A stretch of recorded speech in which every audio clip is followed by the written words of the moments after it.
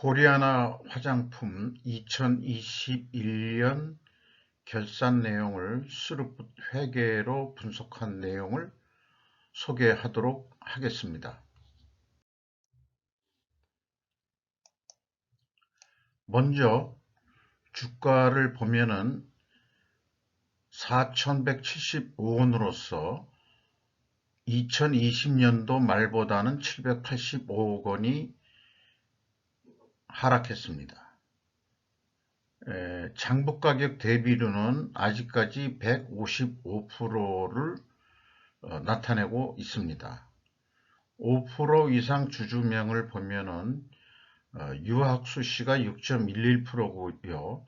유학수시 포함 특수관계자 전체 지분은 15.1%밖에 되지는 않습니다. 이것을 다르게 해석하면은 15% 가지고 경영권 유지를 할 수 있다는 것은 다르게 보면은 코리아나 화장품에 대한 흥미와 관심을 끌지 못한다는 의미로 저는 해석을 하게 됩니다. 3년간 매출이 계속 하락하고 있습니다. 근데 2021년에 와서 매출액은 감소했으나 적자에서 흑자로 전환이 됐습니다. 그 비결이 무엇인지 그거를 추적해 보도록 하겠습니다. 수치적으로 얘기를 하면요. 매출이 700억을 달성해서 전년보다 4.1% 감소했고요. 매출 재료비는 0.3% 감소했고 판매 수수료를 매출에 비례하는 변동비로 인식을 했습니다. 그게 10.2% 감소했습니다. 그 결과 스루풋은 4.3% 감소했습니다. 스루풋율은 0.1% 하락했습니다. 이 바람직하지 않는 신호죠. 그런데 운영 비용을 10.7%나 감소시켰습니다. 전년에 비해서 어떻게 이렇게 감소를 시켰는지 그거를 또 찾아가 보도록 하고요. 그 결과 TOE 생산성은 1.03으로서 전년도 적자인 0.96보다 0.07포인트가 상승했습니다. 그래서 영업이익은 11억 원을 달성했고요. 전년도 영업손실 16억에서 168.4%가 증가했습니다. 그리고 원가회계 영업이익보다는 6억 원이 더 이익이 났습니다. 이것은 가공비 배부 재고자산이 감소했기 때문입니다. 재고자산 내역에 들어와 가지고요. 상품, 제품, 제공품을 WCAI 가공비 배부 재고자산이라고 합니다. 이것이 14억 원 감소했습니다. 그래서 매출 감소에 따라 재고도 감소시킨 것은 매우 잘한 일인데 그 평가는 WCAI 회전율로 경영지표에서 보여드리는 거로 하겠습니다. 운영비용을 아까 10.6% 줄였음을 말씀드렸고 이 비용의 성격적 분류 내용에서 A 재고자산의 변동이 핵심 검증 요소로 되겠습니다. 재고자산의 매입액으로 표현이 되어 있으면 재고자산의 변동 범위는 WCAI가 아니고 전체 재고자산을 이 회사는 기준으로 가져가고 있다는 것을 말하고 있습니다. 매입액이 크게 줄지는 않았습니다. 2.1% 감소했습니다. 전체 매출원가 재료비는 0.4% 감소했습니다. 그런데 운영 비용이 10.6% 감소한 결과가 일단은 이익으로 전환되는데 큰 영향을 미쳤다고는 생각을 우선 하게 됩니다. 운영 비용 중에서 주요 비용으로 인건비가 12.7% 감소했습니다. 운영 비용 비율로는 21.5%로 0.5% 하락했습니다. 직원 수는 2020년에 비해서 한 명뿐이 줄진 않았지만 2019년도 기준으로 해서는 110명이나 감원을 시켰습니다. 그럼에도 불구하고 인건비가 크게 줄지 않은 것은 고임금자들이 많이 아직 생존해서 남아있다 이렇게 봐지고요. 또 2020년 인당 평균 임금이 7천 가까이 된 것은 퇴직급여가 포함된 거로 그렇게 해석이 됩니다. 올해는 6,100만 원 평균 임금으로 산출이 됩니다. 외주비 또한 15.5%가 감소했습니다.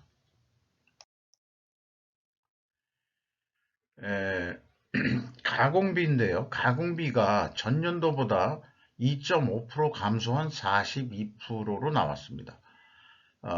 가공 비율이 감소한다는 것은 상대적으로 매출, 아니 이 생산 재료비가 상대적으로 상승했다는 의미가 되겠습니다. 그런데 이 밑에 총 제조 비용의 갭이 179억 원이나 되는데 이 변동폭이 갭이 너무나 큽니다. 이 P는 회사가 제시한 비용의 성격적 분류 데이터를 기준해서 산출하는 것이고요. 총 제조 비용은 제조 원가의 증감 내용을 반영해서 매출 원가에서 역산해 가지고 산출하는 금액입니다. 이 금액의 차이가 179억 원, 즉 180억 원까지 지금 차이가 납니다. 이것이 이 코리아나의 핵심적인 문제라고 나타나고 있습니다. 그래서 그 갭이 그 1번은 이 가공비 배부 재고자산의 증감액을 적용한 거고요. 이것이 일반적인 기업의 표준입니다. 그리고 2번 비성분 재고자산의 변동은 코리아나 회사의 변동 기준을 가지고 뭔가 산출한 것이겠죠. 그 갭이 총 제조 비용의 갭과 일치합니다.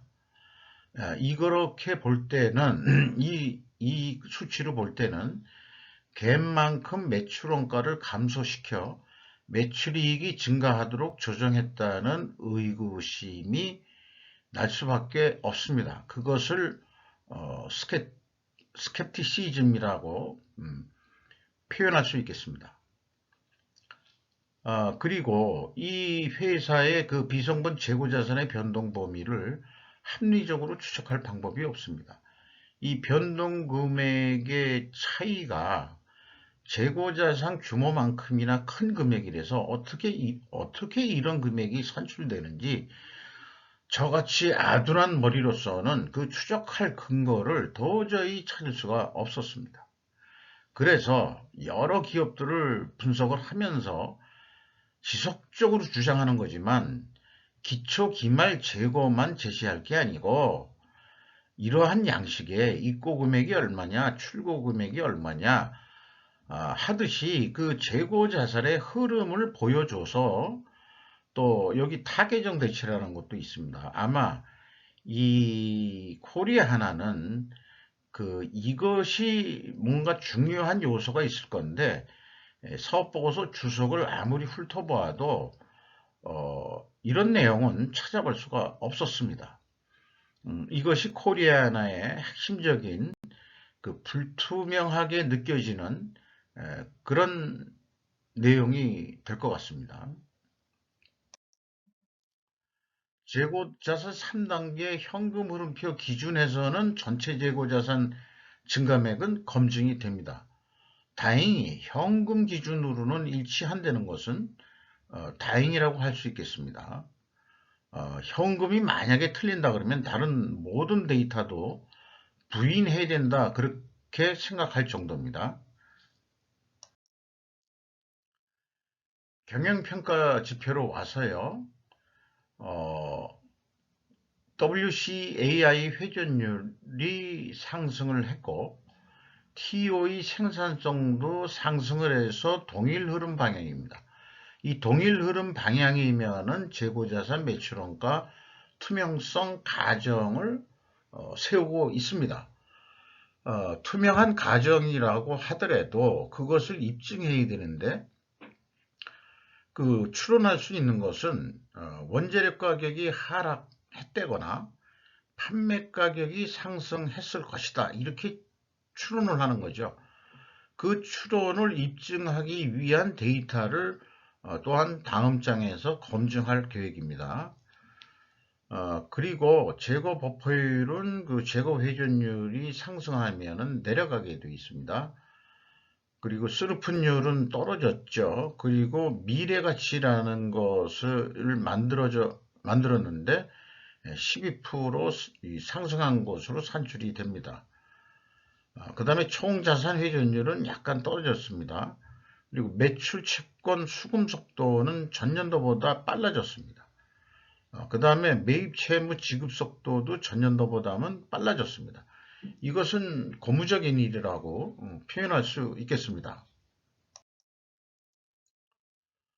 그리고 아까 그 원재료 가격이 하락했을 거라고 예상을 했는데 3년간 변동이 없는 것으로 사업보고서는 공시되어 있습니다.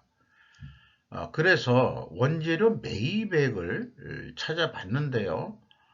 2021년부터 금감원에서 좀 더 기업의 그 공시 내용을 충실히 하기 위해서 메뉴들을 바꿨는데 거기에 사업의 내용이라는 것 중에서 그 제품 가격과 그 다음에 원재료 가격을 표시하고 또 요구하는 것으로 이렇게 되어 있는 항목이 있습니다. 거기에서 매입액을 보면은 상품 원재료 부재료, 그러니까 거의 그 소모품 정도를 빼놓고는 거의 여기다가 그 집계를 해놨는데 앞서서 얘기한 그 양식 같은 거에 표현했으면은 이런 굳이 부분적으로 여러 군데다가 이렇게 나눠서 공시할 필요가 없는데요. 나눠지다 보니까 그것을 찾아가지고 조각조각 모아오는 것도 꽤나 신경 쓰고 시간이 걸리는 일입니다. 분석자 입장에서는 그렇다는 얘기죠. 그런데 그 388억 원을 구매를 했는데 비성분 데이터의 재고자산 이게 전체죠. 보면은 그 작습니다. 그 384억 원이라서 3억 4,900만 원이 적게 나타납니다. 그러니까 이거 원가 계산할 때는 그 비성분 재고자산의 매입액으로 분명히 했을 거고요.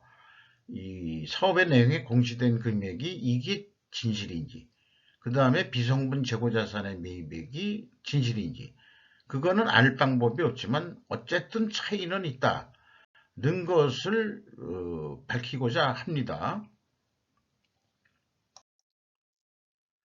제품 가격은 아까 상승했다고 예상을 했는데 데이터를 보면은 전반적으로 하락했습니다.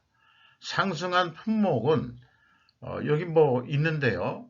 뭐 기획 세트라는 게 있는데 이게 5.5% 가격 상승이 됐지 나머지 제품들은 거의 하락을 했습니다. 그러니까 원재료 가격은 변동은 없고 제품 가격은 하락을 했고 그래서 매출액도 감소했는데 어떻게 이익이 적자에서 흑자로 났느냐 그러면은 결론은 원가 회계의 패러다임으로 봐서는 원가 절감해서 판관비도 줄이고 그 다음에 생산 원가도 줄여서 이익을 낸 거다. 그렇다면 수년간 이렇게 줄일 수 있을 수 있었다면 안 줄인 거 아니냐라고 거꾸로 우리는 그런 의심을 해봐야 된다고 생각합니다. 매출이 줄었으니까 다른 비용도 자연히 감소하는 것도 있겠지만 우선 첫째 보이는 것은 2020년도에 직원들을 110명이나 감원을 시켰죠. 그것이 물론 이제 인건비 감소지만은 금액상으로 봐도 큰 금액의 하락은 아니고 저임금 노동자들이, 근로자들이 대거 그 퇴임을 당한 것으로 그렇게 그 판단이 됩니다. 그러니까 논리적으로는 현재 원가 절감밖에는 없습니다. 흑자로 전환된 거는. 근데 저는 좀 다른 생각을 하고 있다는 얘기죠. 어, 그리고 그 제품 가격에 의한 매출액을 훑어봤는데 공시된 거는 연결기준 매출액입니다. 그런데 거기에 부기가 되어 있는 것은 내부 거래를 제외한 금액이라고 그랬으니까 서로 그 중소기업들이나 관계기업들끼리 거래한 걸 빼고 대외적으로 판매한 것만 이제 매출액으로 집계했다. 뭐 이런 얘기가 되겠죠. 그리고 2021년 매출액과의 갭이 비성분 재고자산의 변동액과 인과관계가 있다고 하고 점점점 했는데 인과관계가 있는 것이라고 추정이 됩니다. 자, 그 내용을 보면은 2021년 연결기준 매출액이 내부거래 제외한 금액이 870억입니다. 근데 여기에 코리아나 천진유황공사 매출액이 들어가 있습니다. 그러면은 이건 종속기업일 텐데요. 왜 여기 연결 기준이니까 여기다가 집어넣는데 근데 이제 코리아나 자체 매출액은 700억이었죠. 그럼 차이가 167억이 납니다. 166억이라고 표현해도 되겠고요. 일단 166억 정확하게 5,700만 원 차이가 나는데 근데 이 금액을 어디서 많이 번 거거든요. 그래서 찾아보니까 이 비성분 재고자산의 변동액의 변동액입니다, 이게. 그래서 차이가 1억 4,400분이 안 나죠. 그러면은 매출액과 그다음에 재고자산의 변동액과 무슨 상관관계가 있느냐, 또는 인과관계가 있느냐, 이렇게 또 골머리를 하게 만드는데요. 좀 생각해 볼 수 있는 것은 코리아나 천진유황공사하고 어떠한 성격의 거래관계를 하는지는 몰라도 이 천진유황공사 매출액을 빼면은 매출액이 707억이 됩니다. 근데 회사 매출액은 700억이 되는 거죠. 차이가 13억인데 저는 그 스카이 홀딩스는 WCAI 변동액으로 말하자면 손익을 산출한다 그랬죠. 그 금액을 차감해 주면은 8천만 원 차이가 나는 것으로 이렇게 됩니다. 그러니까 얼추 계략적으로는 어떤 흐름이 크게 무슨 뭐 분식회계를 했다라는 의혹까지는 아니지만은 이렇게 그 저같이 지금 추적하는 사람이 대한민국에 한 명이라도 있을까요? 까놓고 얘기해서. 지금 제가 봐서는 마치 제가 코리아나의 투명성 변호를 위해 작업한 느낌이 들 정도로 그런 스스로 느낌을 받는데 제 입장에서는 포기하지 않는 투명성 검증을 끝까지 추적한다. 끝까지 추적해서 원인을 밝힌다. 그 원인을 알아야 그 다음에 그 결과에 대한 해석이 가능한 거고 그러기 때문에 이러한 그 끈질김으로 분석을 접근하고 있다는 것을 강조드리고자 합니다. 이 정도면은 뭐 크게 뭐 차이는 없다 하더라도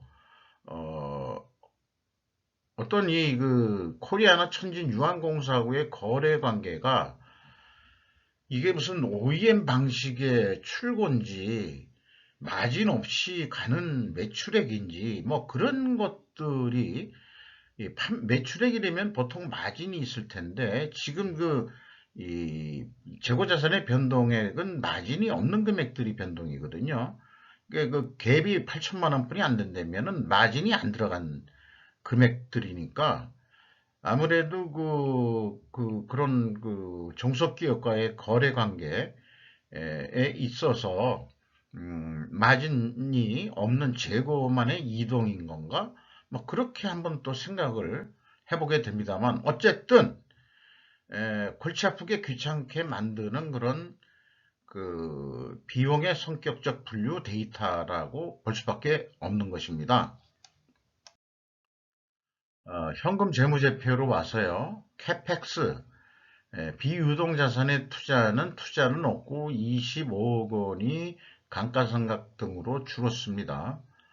그리고 투하자본 대비 종속기업 비율은 18.9%로서 증가했고요.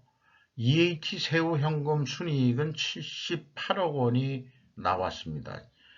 비율로는 8.1%로 전년보다 1.9% 상승했습니다. 어찌 보면 요거는 그 주가 상승 요인으로 들어갈 수 있다고 생각을 합니다.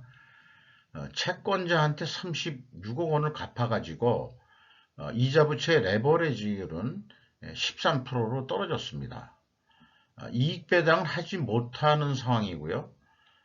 그래서 최종 코리아나는 66억 원의 현금이 유입이 됐다. 이렇게 표현할 수 있겠습니다. 또는 현금을 벌었다. 라고도 표현할 수 있겠습니다. CBRR, 그 캐시 버퍼 레이트 퍼 리스크의 약자인데요. 현금 버퍼율이라고 하겠습니다. 이게 14.2%로 증가되어 있습니다. 그 다음에 이익잉여금은 45.7%로 전년보다 좀 증가했고요. 누적 자본 성장률은 전년도보다 또 조금이나 누적 성장을 했습니다. 이 마지막으로 코리아나의 비용의 성격적 분류 데이터를 보면서 혼자 특별할 수는 없다 하는 게 이제 제 느낌과 주장이고요. A 재고자산의 변동범위 기준이 기업마다 다른 것도 현재의 문제점으로 보입니다. 많은 모범적인 기업들은 WCAI로 그 재고자산의 변동 범위를 표기하고 있고 그 경우에는 원재료의 사용량이라고 표현이 되기 때문에 총 제조 비용이 설득력 있는 데이터로 산출할 수가 있게 됩니다. 근데 여기 보시다시피 재고자산의 매입액으로 되어 있거든요. 이 금액에 의해서 산출한 총 제조 비용은 결국 여기 재고자산 매입액에서 가공비를 더한 금액이 총 제조 비용으로 산출이 되니까 이게 사용 금액에서 제조 비용을 더해야 돼, 가공비를 더해야 되는데 매입액으로 하다 보니까 이게 모순이다. 이런 문제도 이제 노출이 되는 거죠. 더 중요한 것은 재고자산의 변동 결과가 나온 과정 흐름을 저는 보여줘야 한다. 그러니까 앞서 맨 첫 이미지에서도 얘기했지만 그 재고자산의 흐름을 보여줘야 투명한 기업이다. 이렇게 얘기하고 그런 기업이 될수록 아마 그 투자자들이 더 신뢰를 가지고 주식을 투자할 것이다. 라고 저는 그렇게 강조해서 말씀드릴 수 있겠습니다. 그래서 20년도 적자에서 흑자의 전환 비결은 오이의 감소에 더 핵심적인 원인을 합리적으로는 추적할 수는 없었다. 그 결론은 결국적으로 재고자산의 변동으로 조정했다고 할 수밖에 없다는 것이 제 종합적인, 물론 이제 그 원가 절감, OE의 운영 비용이 감소한 것은 인정하는데 그것만 가지고 흑자로 전환했다고 하기에는 무리가 되는 얘기고요. 결국은 흑자로 만든 것은 핵심적으로 재고자산의 변동액 가지고 조정했다. 나쁜 말로는 조작했다. 매니플레이션 했다. 더 나가서는 분식회계 했다. 분식회계로 했다 그러니까 제가 남들이 되게 민감하게 반응하니까 저는 화장품 회사에서 힌트를 얻어서 코스메틱 회계했다. 그러니까 화장빨 회계한 거다. 당신들 그거 아니냐? 라고 얘기들을 저는 하고 있습니다. 자, 이상 옛날에 잘 나갔던 중소기업으로 더 크지 못하고 중소기업 범위 내에서 화장품 제조회사로 운영되고 있는 코리아나 화장품에 대한 2021년도 결산 내역을 스루봇 회계로 분석해서 그 내용을 한번 살펴보았습니다.